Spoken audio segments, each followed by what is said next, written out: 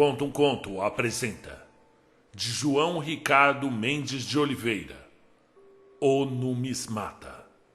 Narração Marcelo Fávaro. 2001. A Arma.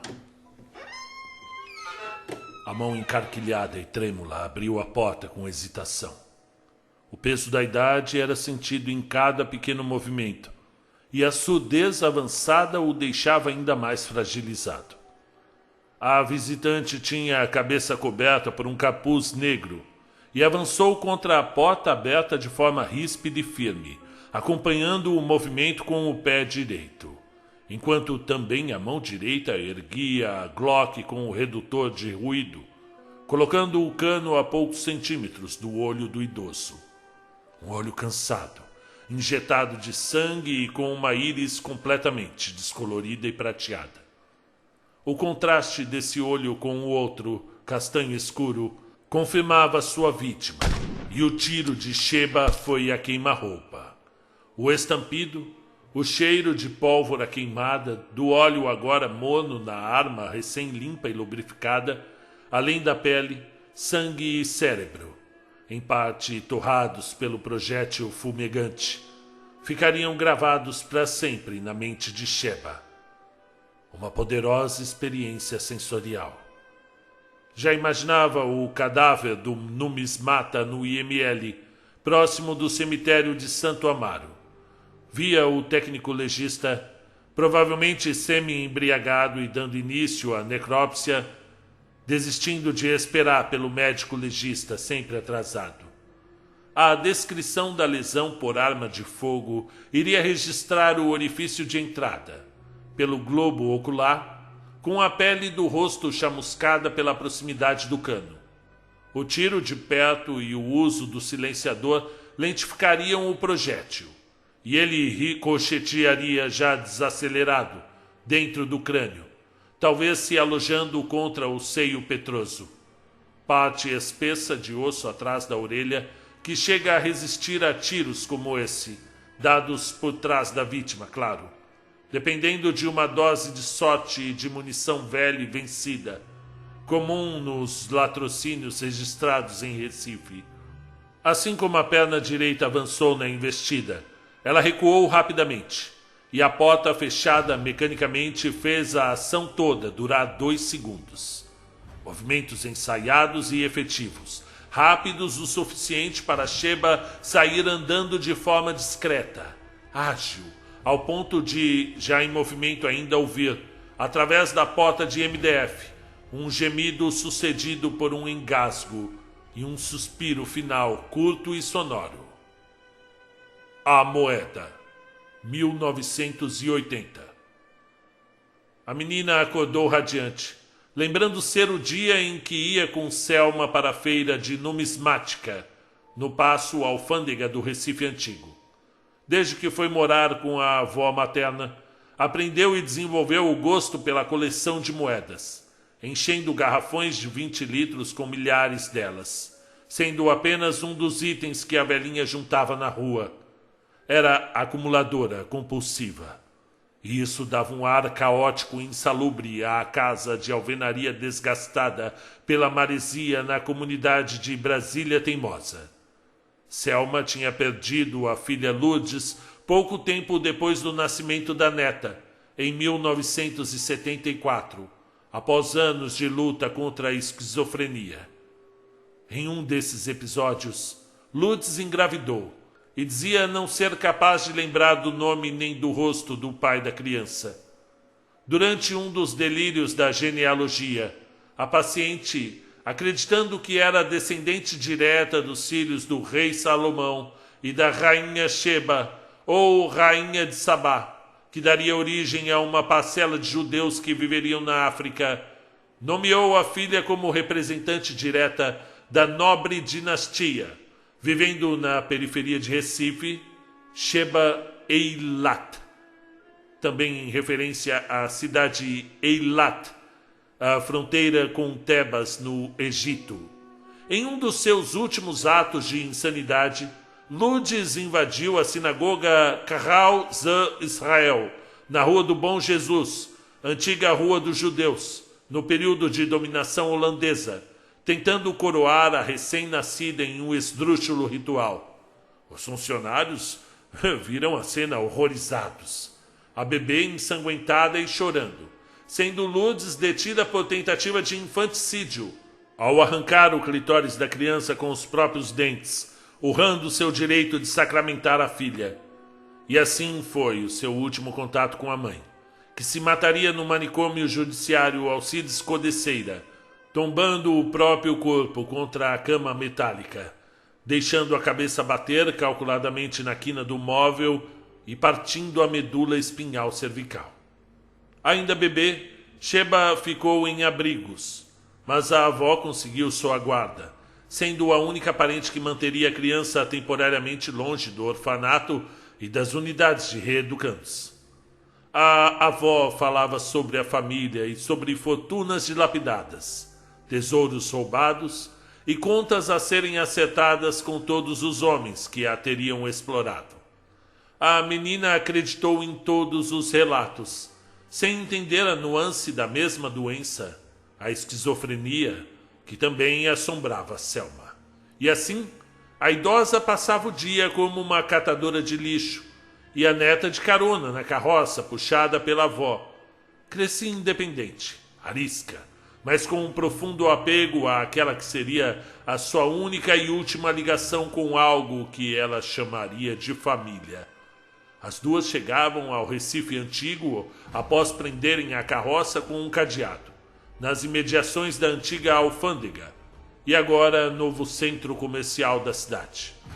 A entrada no vão principal do prédio histórico trocava o ruído dos carros da rua pelo burburinho dos colecionadores que conversavam, vendiam e compravam cédulas e moedas raras, de diversas nacionalidades e períodos históricos. A dupla chamava a atenção pelo mau cheiro e pelas roupas esfarrapadas, mas também pelo saco de moedas trazidas para a feira. Selma nunca vendia nenhuma da sua coleção, mas se valia do interesse dos compradores para avaliar as moedas que juntava.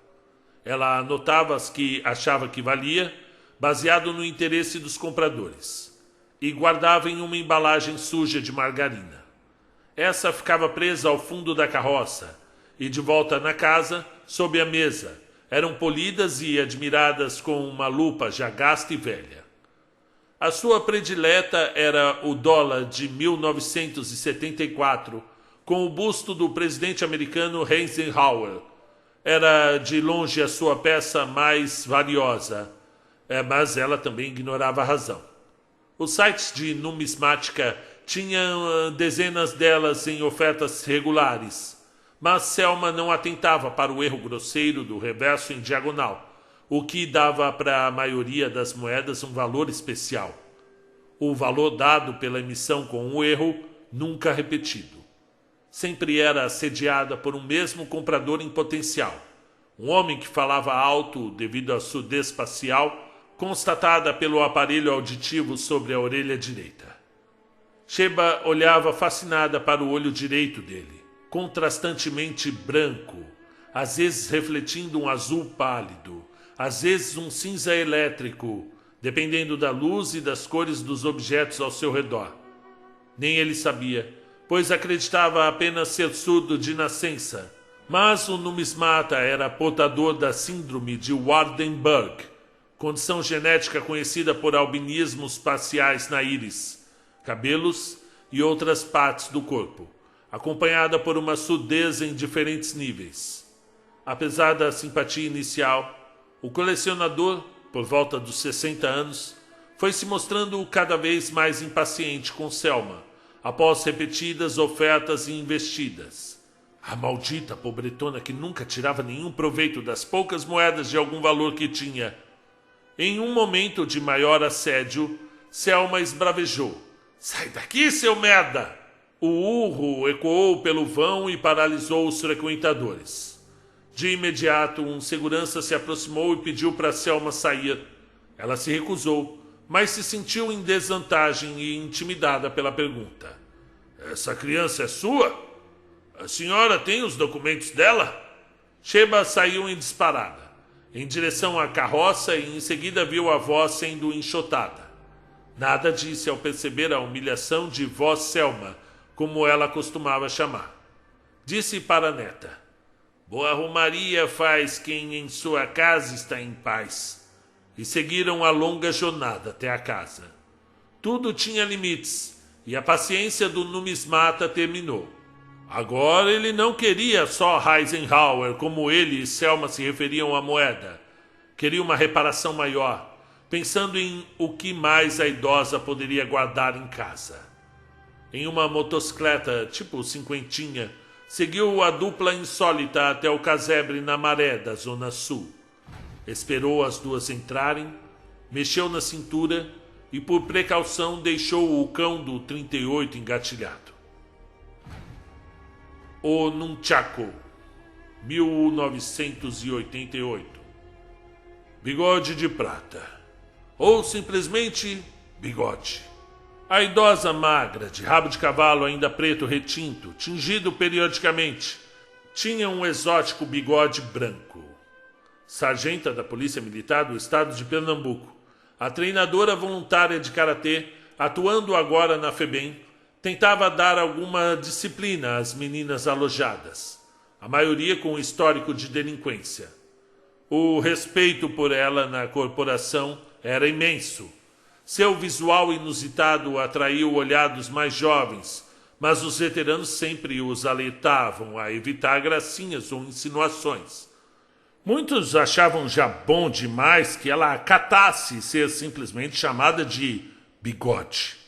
No passado, alguns desavisados tiveram a pachorra de assediar a sargenta com insinuações e até trocadilhos. A postura de bigode era sóbria e indiferente. No entanto, em várias ocasiões, esses mesmos desavisados, geralmente no caminho de casa após o expediente, eram alvo de agressões tão repentinas e violentas que nenhum teve nem chance de ver o oponente. Apesar de que, com o tempo, ficou muito sugestivo que fosse a própria bigode. Todo mundo sabia. Como ninguém sabia, pois as vítimas eram atacadas pelas costas, ou pior, pelo alto, de maneira que não se tinha registro do agressor. Como todos os sequelados dos ataques misteriosos tinham recentemente insultado a treinadora faixa preta, ficou subentendido que ela ou alguém mandado tinha se vingado. E assim, há anos que ninguém fazia a menor menção quanto à aparência de silenciosa e espartana karateca. Bigode tinha um código de justiça bem pessoal, e a intolerância ao abuso da figura feminina era sua missão de vida. Nunca precisou ser mandante, mas ela sabia das suas limitações físicas. Além do mais, contra soldados gaiatos, mas armados e vigorosos. E por isso, fazia uso de investidas relâmpago, muitas vezes de noite, ficando atrás de postes ou em cima de árvores. Ela se espelhava no mundo animal, e o fator surpresa e os golpes em pontos vitais eram o seu foco. Fascinada pela natureza canadense, que sonhava ainda conhecer, admirava as estratégias de caça de Wolverine. Não o personagem da Marvel, mas o mamífero mustelídeo, também chamado de glutão, ou ainda carcaju. O Wolverine era corpulento e feroz, com garras e dentes pontiagudos e longos, mas mesmo assim atacava suas vítimas caindo sobre elas, às vezes horas após ter subido em uma conífera e esperado o melhor momento ou a vítima mais atrativa. O nome glutão vinha da voracidade impressionante, também porque o animal tinha o hábito de enterrar a parte da caça que não foi comida para um momento de falta de alimento. A continuação da refeição poderia se dar com a carcaça já em decomposição, mas Wolverine estava muito bem adaptado a isso.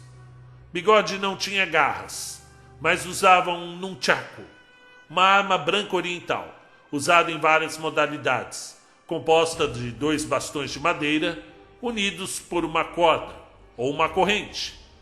Para evitar rastreios de compra, ciosa que era de sua vida privada, Bigode fez seu próprio e era uma arma predileta nas investidas de vingança. As duas mais dramáticas, motivadas por desrespeito ou desacato. A imagem das vítimas abatidas sempre ia parar nas páginas policiais mais apelativas, como o da Folha de Pernambuco. Em uma das vezes, ela pulou de uma árvore sobre um tenente de 40 anos, caindo com todo o peso concentrado nos 2 pés, sobre a nuca do seu inimigo. O homem caiu com o peso na cervical e bateu violentamente, sem ter o tempo para parar a queda, o que provocou um choque facial violento, levando a um quadro chamado de afundamento de face. Nessa grave lesão, múltiplas cirurgias são necessárias, por vários especialistas, para amenizar os traumas extensos na testa, olho, maxilar, mandíbula e dentes. Além das fraturas, lesões em nervos faciais provocariam dores crônicas, que só depois de muito tempo um cirurgião plástico seria chamado para tentar amenizar as sequelas. Coroando o tratamento, psicoterapia por tempo indefinido era indicado para alguém que agora não tinha mais vestígio de rosto original. Em outra ocasião, ela aguardou o oponente atrás de um poste e, segurando-o num tchaco pela corrente, desceria um golpe, agora por trás, onde os 2 bastões quebravam as clavículas simultaneamente. Os policiais ficavam meses de licença e, ao voltar, não tinham coragem de levantar qualquer suspeita. Nunca houve um flagrante, nem as vítimas podiam dizer que a viram. Nem o orgulho machista permitia isso. E assim como o Wolverine, Bigode se deliciava com suas vítimas, agora marcadas para sempre e continuando a serem devoradas em suas mentes. De forma invariável, todos pediam transferência, e nem sempre era possível, por não haver razão clara, e ainda assim, o semblante de Bigode era imutável. Tinha consciência do corpo franzino e passava para as adolescentes internas a noção de que as lutas coreografadas de filmes nada tinham de realidade, principalmente para muitas delas, magras e pequenas. Por outro lado, elas tinham a seu favor a leveza e a velocidade, bem como o conhecimento anatômico, ensinado pela sensei, de pontos-chave para levar a dor, paralisia e preferencialmente a inconsciência do oponente. Esses eram a cabeça, a rótula, o pescoço, os testículos, claro, e os olhos. Rapidez e energia eram as palavras de ordem, sem nenhuma preocupação com luta limpa ou nada que fosse usado em torneios.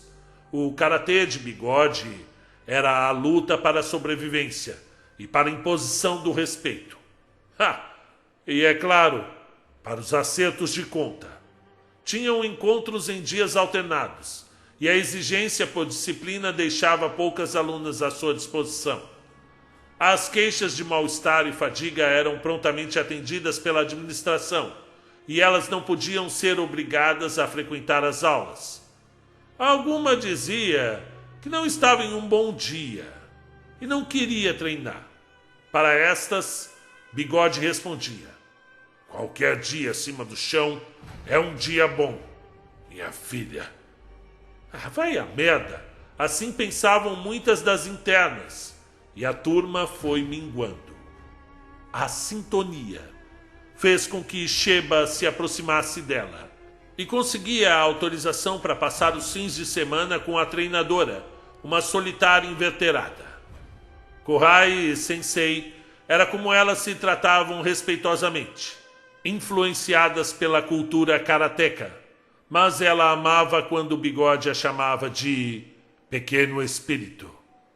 Sheba tinha um senho constantemente franzido, como se estivesse sempre com raiva. A convivência e os primeiros passeios mostraram que a menina tinha já uma miopia avançada, nunca corrigida, e o primeiro par de óculos, comprados na rua Manuel Borba, deixou a adolescente encantada, sem parar de falar sobre as imagens cristalinas que agora diferenciava.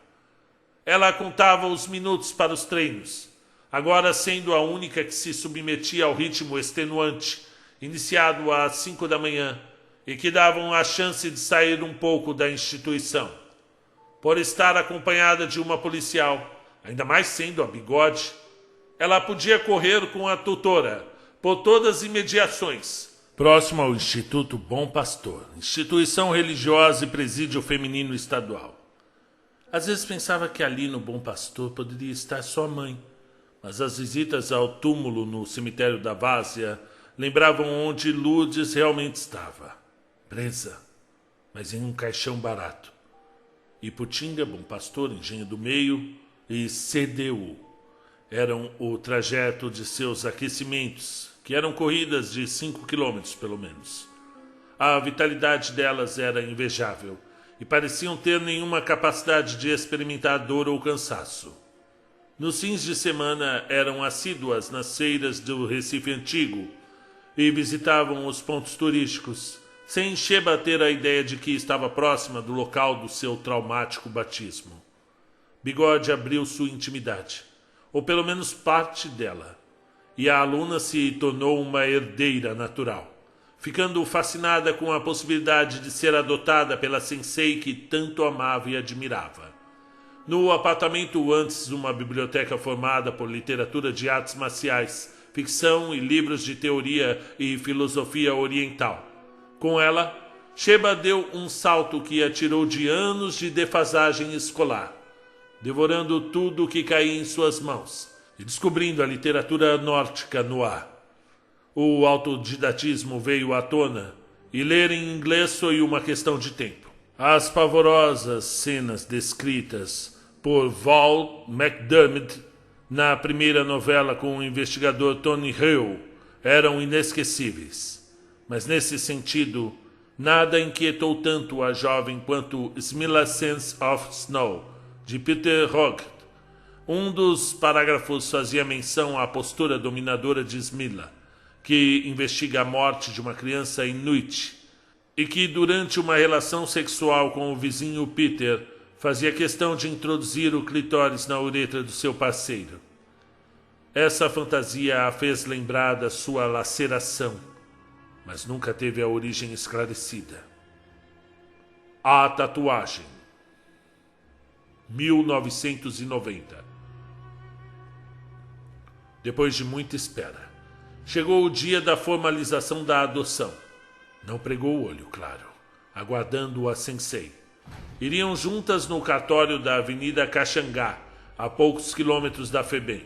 O atraso virou um cancelamento definitivo e ninguém conseguia falar com Bigode.